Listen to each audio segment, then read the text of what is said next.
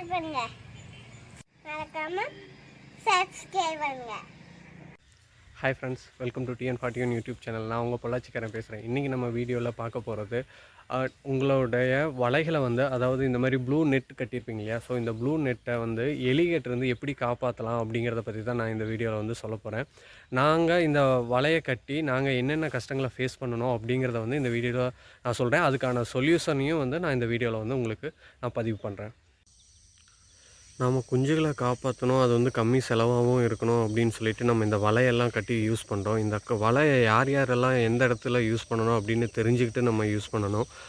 ஏன்னா நம்ம கம்மி ரேட்டாக இருக்குது அப்படின்னு சொல்லிட்டு இந்த வலைகளை வாங்கி நம்ம யூஸ் பண்ணுறோம். ஆனால் எலிகள் தொல்லை அதிகமாக இருக்கிற தோட்டங்களெல்லாம் பார்த்திங்கன்னா இந்த வலை வந்து நம்ம யூஸ் பண்ணவே முடியாது. அது ஏன்னு நான் காமிக்கிறேன். பார்த்திங்கன்னா இந்த மாதிரி எலிகளெல்லாம் இருக்கிற தோட்டத்துலலாம் போட்டோம்னா இதுதான் நமக்கு பிரச்சனையாக இருக்கும். ஃபுல்லாமே வந்து பார்த்திங்கன்னா வலையெல்லாம் கடிச்சு உள்ளே வந்துடுதுங்க. வலை ஃபுல்லாமே டேமேஜ் ஆகிடுது. நம்ம இப்போ எல்லாம் நூல் போட்டு இதில் கட்டி வச்சுருக்கோம். அப்படி இருந்தும் பாருங்கள், அதுக்கு பக்கத்தில் அப்படியே ஓட்டை போட்டுரும், இந்த மாதிரி பண்ணோம்.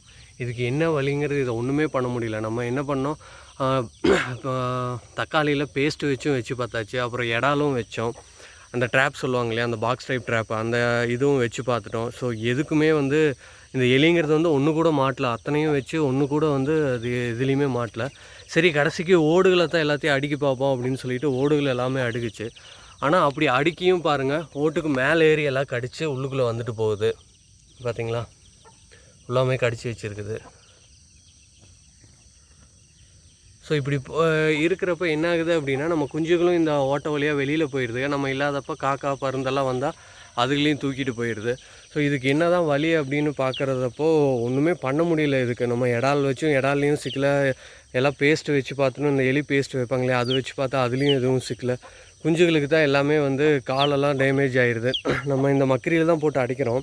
பட் எப்படியோ வந்து சைடில் இருக்கிறப்போ அந்த குஞ்சுகளோட காலுகளெல்லாம் கடிச்சு வச்சுட்டு போயிடுது. காலை தான் இந்த மாதிரி நொண்டிகிட்டு இருக்குதுங்க. ஸோ இதுக்கு பார்த்தீங்கன்னா தெரியும், இந்த மாதிரி காலுகளெல்லாம் ஃபுல்லாமே அடித்தொடையோடு ஃபுல்லாமே பிடிச்சிருச்சு. அப்படியே 2 பல் வந்து பதிஞ்சிருக்குது. இந்த மாதிரி எலிகள் ரொம்ப தொல்லையாக இருக்குது. இங்கே பாருங்கள், இந்த இடத்துல பாருங்கள், ஓடி இவ்வளோ தூரம் அடிக்கியும் எப்படியோ வந்து இதுக்குள்ளேயும் கடிச்சு வச்சுருக்குது. ஸோ இப்படி நம்ம போடுறப்போ கம்மி பட்ஜெட்டாக இருக்குதே அப்படின்னு சொல்லிட்டு நம்ம இந்த வலைகளுக்கு போகிறோம். ஆனால் அதில் வந்து எலிகள் தொல்லை இருக்கிற இடத்துல எல்லாம் போட்டோம்னா லாஸ் தான் ஆகும்.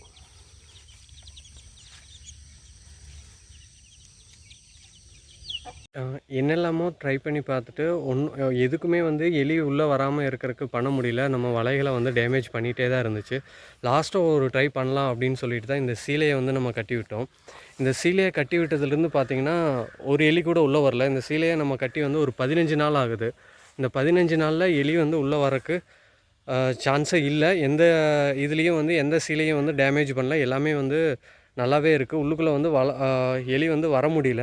ஏன்னா நமக்கு இப்படி தனியாக வலை மட்டும் தனியாக இருக்கும்போது தான் இதை கடிக்கிறதுக்காக அந்த இது வந்து கிடைக்கும். ஸோ இடம் கிடைக்கும். நம்ம ஃபுல்லாமே வந்து இந்த மாதிரி ப்ளைனாக இருக்கிறப்போ என்னாகும் அப்படின்னா, எலினால் இப்படி பிடிச்சி கடிக்க முடியாது. ஸோ அதனால் வந்து வலைகளை வந்து டேமேஜ் பண்ண முடியல. இந்த மெத்தட் வந்து ரொம்பவுமே வந்து யூஸ்ஃபுல்லாக இருக்குது. நம்ம வலையும் டேமேஜ் ஆகாமல் எலிகிட்டேருந்து காப்பாற்றலாம். ஸோ இந்த மாதிரி ஓடு எதுக்காக அடிக்கிறோம் அப்படின்னா, அந்த சீலையை வந்து மேலே தூக்காமல் இருக்கிறதுக்காகவும், சீலைக்கு அடியில் வந்து வலையை டேமேஜ் பண்ணக்கூடாது அப்படிங்கிறதுக்காகவும் தான் நம்ம இந்த ஓடுகளை வந்து அடுக்கியிருக்கோம். ஸோ நம்ம ஓடு தான் அடுக்கணும் அப்படின்ட்டு இல்லை, ஒரு லென்த்தான ஒரு குச்சியோ ஏதோ ஒன்று வெயிட்டான இதை வந்து வச்சுட்டோம் அப்படின்னா அடியில் கேப் இல்லாமல், அதாவது சீலைக்கு அடியில் எதுவும் பூத முடியாமல் ஒரு மரமோ ஏதாவது ஒன்று வச்சு அந்த மாதிரி இது பண்ணிட்டோம் அப்படின்னா உள்ளுக்குள்ளே வந்து பூதுறக்க சான்ஸ் இல்லை. அதனால தான் போகாது. ஸோ நம்மக்கிட்ட ஓடே இருந்ததுனால நம்ம ஓடுகளையே வச்சு அப்படியே அடுக்கிட்டோம்.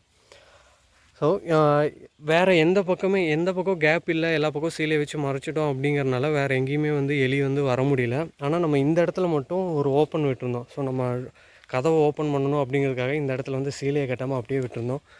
இந்த இடத்துல வெறும் ஓடு மட்டும் வச்சுருந்தோம். ஸோ இந்த இடத்துல பார்த்திங்கன்னா நல்லா தெரிஞ்சிருக்கும், வேறு எங்கேயும் கேப் இல்லாதனால இந்த இடத்துல மட்டும் வந்து கரெக்டாக கடித்து உங்களுக்கு வலைகளை வந்து டேமேஜ் பண்ணியிருக்கு. ஸோ நீங்கள் சுற்றிலையும் ஃபுல்லாமே சேலையை போட்டு கவர் பண்ணிட்டீங்க அப்படின்னா உங்களுக்கு வந்து நீங்கள் வலையை வந்து காப்பாற்றலாம். ஸோ இந்த இடத்துல நம்ம ஒரு டோரே தனியாக வந்து செட் பண்ணணும் மெஸ்ஸில். அதனால் இப்போதைக்கு அப்படியே விட்டுருக்குது. ஸோ இந்த இடத்துக்கு டோர் செட் பண்ணிட்டோம் அப்படின்னா இந்த சீலையை கட்ட தேவையில்லை. ஸோ நம்ம இந்த சீலையை கட்டுறதுனால என்ன ஆகும்னா, நம்ம காஸ்ட் வைஸாக நம்ம அந்த மாதிரி வெல்டிங் மெஸ்ஸு அந்த மாதிரியெல்லாம் போட்டு நமக்கு சுற்றிலையும் வலை வந்து கட்ட தேவையில்லை. காஸ்ட் வைஸாக நமக்கு இது வந்து ரொம்ப எக்கனாமிக்கலாக இருக்கும்.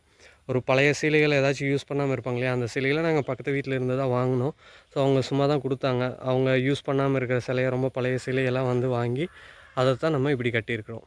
ஸோ நீங்கள் இந்த மாதிரி வலையை கட்டிட்டு அதுக்கப்புறம் எலிகள் தொல்லை அப்படிங்கிறதுக்கு நீங்கள் அந்த இதை யோசிக்கிறப்போ, நீங்கள் இந்த மாதிரி மெத்தட் போட்டுக்கிட்டீங்க அப்படின்னா, உங்கள் வலையை வந்து நீங்கள் வலையை ஃபஸ்ட்டு கட்டும்போது இந்த மாதிரி சீலையும் சேர்த்து கட்டிட்டீங்க அப்படின்னா, உங்கள் வலைகளை வந்து எலிகிட்டேருந்து காப்பாற்றலாம். நீங்கள் இதுக்கு மேலேயும் சேஃபாக இருக்கணும், என் சீலையும் வந்து மறுபடியும் வந்து எலி வந்து டேமேஜ் பண்ணிடக்கூடாது அப்படின்னு நீங்கள் நினச்சிங்க அப்படின்னா, இந்த மாதிரி ஒரு பிளாஸ்டிக் கவர்ஸை வந்து கட்டி விட்டுருங்க. இந்த மாதிரி கட்டி விடுறப்போ எலிகள் வந்து வராது. ஏன்னா எலிகள் வந்து எப்போவுமே ஒரு கூச்ச சுபாவம் உடையது. அது வந்து ஏதாவது ஒரு சின்ன சத்தம் கேட்டாலும் வந்து அது அங்கேருந்து ஓடிரும். அந்த இடத்துக்கு வந்து வரவே வராது. சத்தம் கேட்டுகிட்டே இருந்துச்சுன்னா அந்த இடத்துக்கு வந்து வரவே வராது. ஸோ அதனால் இந்த மாதிரி ஒரு கவர் கட்டி விட்டீங்க அப்படின்னா, நைட் டைம்லலாம் காற்றுக்கு வந்து இந்த சவுண்டு வந்து தனியாக கேட்டுக்கிட்டே இருக்கும். இந்த கவரோட சவுண்டுகள் வந்து தனியாக கேட்கும். ஸோ நீங்கள் கவருக்கு அந்த சத்தம் அவ்வளோக்கா கேட்கல அப்படிங்கிற பட்சத்தில் நீங்கள் பாட்டிலை வந்து வரிசையாக கட்டி விடலாம். ஸோ இந்த மாதிரி மேலே கயிறு கட்டியிருக்கோம் இல்லையா, இந்த மாதிரி ஒரு கயிறை வந்து கட்டிட்டு அதில் பாட்டிலில் வந்து இந்த பியர் பாட்டிலாக இருந்தாலும் சரி, இந்த சின்ன சின்ன பாட்டில்ஸ் ஏதாவது கண்ணாடி பாட்டில்ஸை வந்து அப்படியே பக்கம் பக்கமாக கட்டி விட்டீங்க அப்படின்னா, காற்றுக்கு வந்து அது இன்னுமே வந்து நல்லாவே சவுண்டு கொடுக்கும். ஸோ அப்படிங்கிறப்போ எலிகள் வந்து அந்த இடத்துக்கே வந்து வராது. நீங்கள் அந்த மெத்தடும் இந்த சீலை கட்டுறது போக நீங்கள் அந்த மெத்தடையும் ட்ரை பண்ணீங்க அப்படின்னா, உங்கள் வலைகளை வந்து 100% நீங்கள் வந்து உங்கள் எலிகிட்ட இருந்து காப்பாற்றலாம்.